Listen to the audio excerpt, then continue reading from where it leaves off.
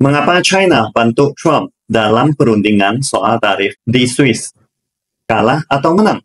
Mengapa Trump tiba-tiba bertekuk lutut di hadapan China? Tapi ada apa di balik damai yang mencurigakan ini? Apa yang sebenarnya dia incar? Simak sampai habis karena ini bukan sekedar gencatan senjata biasa loh. Ini strategi licik Trump untuk kekuasaan dan uang. Beberapa hari terakhir, banyak teman-teman bertanya, kenapa perang tarif antara AS-China tiba-tiba berubah drastis? Trump tampaknya menyerah dan berlutut di depan China. Tetapi sebenarnya, apa yang dia incar? Perlu diingat, kita tidak boleh lupa identitas asli Trump sebagai seorang pengusaha. Di balik ocehannya yang super keras, Trump selalu fokus pada keuntungan nyata, yaitu money, bukan pada nama baik semata. Jadi, dalam rekonsiliasi China-AS di Geneva, Swiss, apa untung nyata yang didapatkan Trump? Mulai tanggal 13 Mei, Presiden AS Donald Trump dijadwalkan mengunjungi 3 negara Timur Tengah, Arab Saudi, Uni Emirat Arab, dan Qatar.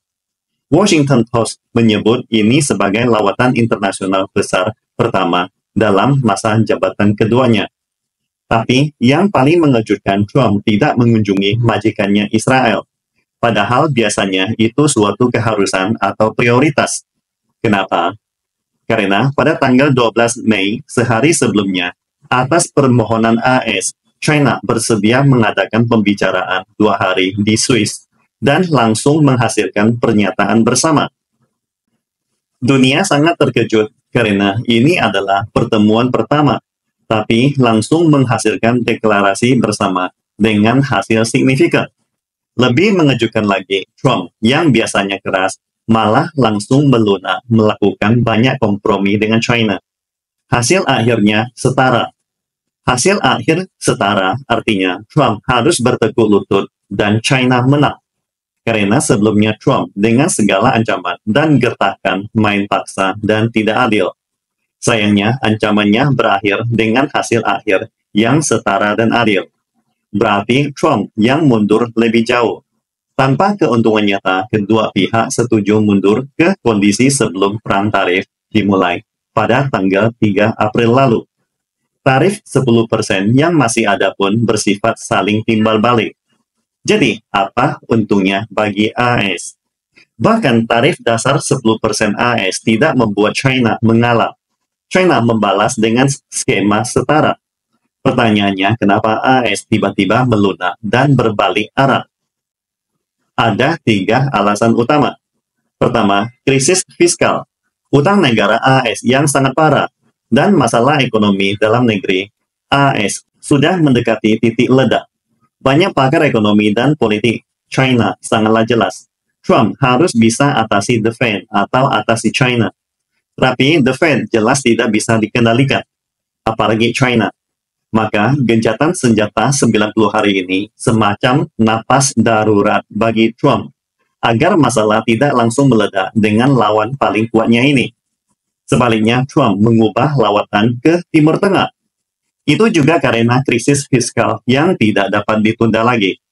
Alasan kedua, AS punya kebiasaan path dependency, alias pola kebiasaan AS untuk tetap memakai strategi usang hanya karena itu pernah berhasil, bukan karena itu solusi terbaik saat ini. Dengan kata lain, kebijakan luar negeri AS selalu berpegang pada pola tekan dan kontrol. Bahkan jika strategi itu sudah tidak efektif di dunia multipolar saat ini.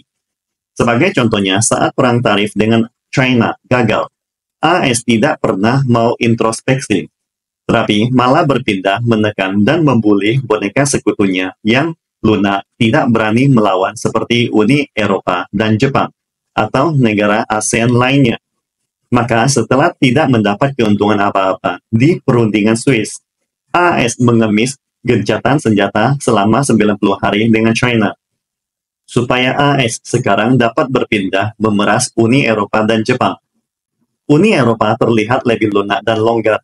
Jika bisa memeras Uni Eropa, maka krisis dalam negeri AS bisa sedikit reda. Ketiga, dan paling penting, misi Trump di masa jabatan kedua hanya ada 2. yaitu cari uang, bayar utang, dan rebut hati rakyat kelas menengah ke bawah. Dua hal ini bisa China bantu dengan mudah, asalkan ada balasan timbal balik atau tukar kepentingan dari AS. China dapat membantu meringankan utang negaranya, karena skala ekonominya yang sangat besar. Dulu China pernah bantu pemerintah Obama dengan stimulus 4 triliun yuan. Dan mungkin bisa bantu lagi, asalkan AS bayar dengan harga yang pantas. China dan AS sebenarnya saling melengkapi. AS punya teknologi, China punya manufaktur modern. AS punya modal, China punya proyek. AS punya energi dan produk pertanian. China punya pasar raksasa dan rantai pasokan terlengkap di dunia. Sayangnya, konflik strategi nasional dan politikus ekstrim AS membuat hubungan makin memburuk. Padahal jika AS bersedia jual teknologi secara adil dan tidak memaksa China untuk penelitian sendiri, kedua negara bisa makmur bersama. Trump mungkin tidak benci China.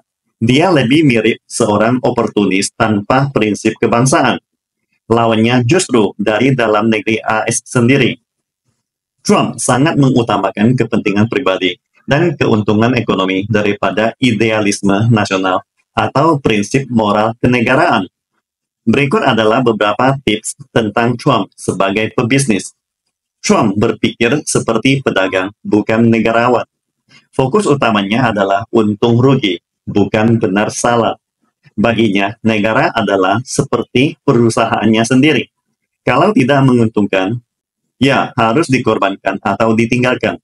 Trump tidak terlalu peduli pada nilai-nilai demokrasi, HAM, atau supremasi hukum internasional, yang selama ini diklaim sebagai nilai-nilai AS.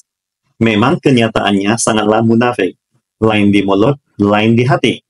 Dia tidak terikat atau peduli pada misi jangka panjang, seperti menjaga dominasi AS secara moral, politik, atau militer di dunia. Yang paling penting adalah apakah ini menguntungkan bagi saya, partai saya, dan pemilih saya. Contoh paling nyata, Trump bersedia berlutut atau berdamai dengan China jika itu bisa membantunya menang pemilu atau mendapat dukungan dari kelas pekerja AS. Dia bisa berpaling mengkhianati boneka sekutunya seperti NATO, Kanada, atau Jepang jika mereka dianggap tidak menguntungkan lagi. Bahkan bisa minta bantuan China secara diam-diam jika itu bisa menyelamatkan karir politiknya. Singkatnya, seorang pemimpin seperti Trump lebih sulit diprediksi, tetapi juga lebih bisa dibeli, karena tidak ada batasan ideologis atau prinsip patriotik yang dia pegang teguh. Itulah mengapa netizen China sangat menyukai Trump, sampai dijuluki Chuan Jianguo, yang memiliki arti Trump adalah kader partai komunis yang diam-diam membantu China bangkit. Julukan ini mencerminkan gaya humor politik China yang sangat tajam, cerdas, dan penuh ironi. China sudah pasti sangat suka Trump yang oportunis, bersedia mengorbankan kepentingan Amerika daripada presiden yang terus memusuhi China, bukan? Tapi, apakah Trump bisa memenuhi semuanya? Jawabannya mungkin tidak. Tetapi, sebagian bisa jadi. China percaya Trump memang sangat ingin mendapatkan bantuan dari China. Namun, karena gengsinya harus muter-muter. Maka dari itu, pilihan berdamai di Swiss bisa punya dua makna. Pertama, Trump benar-benar ingin damai atau mengurangi konflik langsung dengan China. Kedua, ini hanya strategi penundaan. Setelah krisis internal teratasi, AS bisa saja balik menyerang kapan saja. Jadi, secara keseluruhan, ini bukan akhir konflik. Ini hanyalah awal dari babak baru pertarungan besar dua superpower dunia.